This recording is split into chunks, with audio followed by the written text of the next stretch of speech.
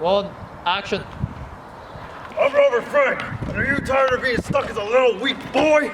Well, so was I. We interrupt this irrelevant program to give you some real news on this new show.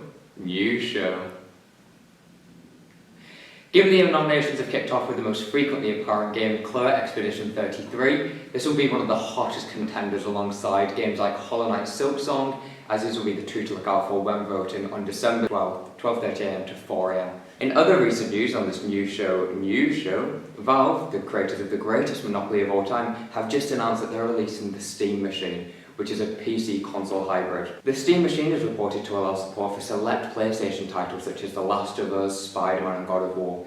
This will make the Steam Machine the first ever non-Sony console to house PlayStation exclusives. This is reportedly 6 times the power of the Steam Deck, which is reportedly already one of the greatest handhelds of all time alongside the Asus ROG Ally. Elden Ring released on the Switch too. It debuted in a recent event and it played at a staggering 15 FPS on handheld mode and 30 FPS on docked. For comparison, the Steam Deck ran at a stable 45 and a not so stable 60. The Game Award nominations have just started, meaning that you can vote for all of them now, or you can wait until next year to vote. Titles such as the new LEGO Batman, Legacy of the Dark Knight, Wolverine, GTA 6, Saros, Resident Evil Requiem, Forza Horizon 6, which this year will take place in Tokyo, Subnautica 2, which we aren't sure if it will release next year due to employee developer concerns, and the Duskbloods, which is the newest Switch 2 exclusive, which is the first Soulsborne to be exclusive from a title since Bloodborne. Stay tuned. Hello, my name is Mia.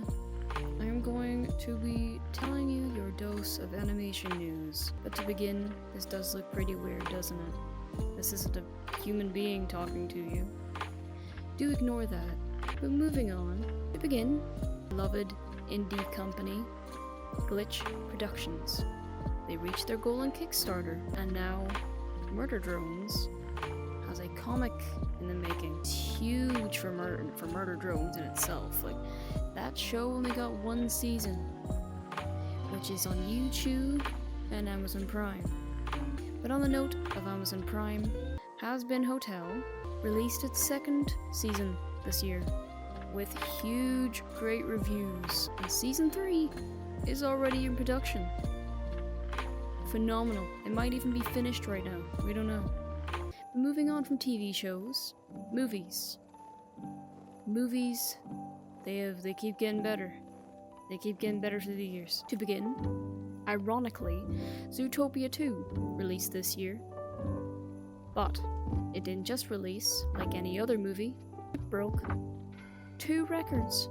The first one being that it earned $500 million on the day of release from theaters alone. Second off, that makes it the biggest animated movie debut to date. But yeah, quite a short segment, but that unfortunately is all I have for you today. Bye now. From cult classic to cult leaders, Gorillaz are still thriving to this day, only posting their newest single, God of Lying, only a few months ago. But that brings up the question that most of this generation is asking, how controversial are they? Let's take a deep dive into their quote-unquote band leader, Murdoch Nichols. Born in Stoke-on-Trent, the Satanist has an extensive story to tell, believes he sold his soul to the devil, and ran over their lead singer twice. In 2008, he had made insurance fraud by burning down his own studio. No one saw him or the other band members for years to come. Until 2010, Murdoch Nichols started to send crude and odd recordings to the radio stations from out at sea. In 2017, they dropped another album before he went to prison. Even after that, he still returned and made 3 more albums.